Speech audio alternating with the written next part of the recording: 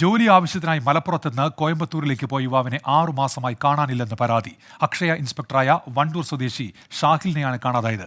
ഷഹദ് റഹ്മാൻ മലപ്പുറത്ത് നിന്ന്. ഷഹദ്, 6 മാസം എന്ന് പറയുമ്പോൾ ഇതിനിടയിൽ തന്നെ പരാതി നൽകി കാണുമല്ലോ.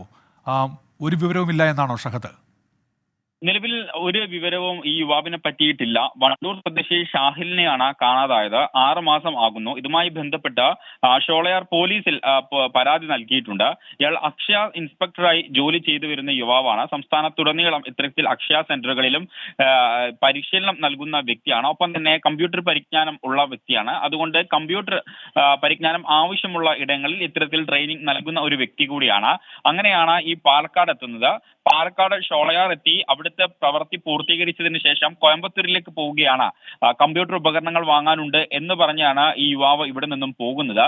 പിന്നീട് ഇതുവരെ ഒരു വിവരവും ലഭിച്ചിട്ടില്ല എന്നുള്ളതാണ് ഏറ്റവും പ്രധാനപ്പെട്ട കാര്യം. ഈ കുടുംബവും ഒപ്പം തന്നെ ഈ പാലക്കാട് ഈ കമ്പ്യൂട്ടർ സെന്ററിൽ പോയ അവിടുത്തെ വ്യക്തിയും ഒക്കെ തന്നെയാണ് ഈ പോലീസിൽ പരാതി നൽകിയിട്ടുള്ളത്.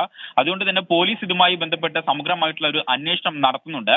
ആ ഘട്ടത്തിൽ ഇയാൾ ഭീമാപള്ളി പരിസരത്ത് കണ്ടതായും ഇയാളുടെ ഫോൺ അവിടെ വിറ്റതായും കണ്ടെത്തിയിട്ടുണ്ട്. ശരി, ഷഹദ് റഹ്മാനാണ് വിവരങ്ങൾ നൽകിയത്.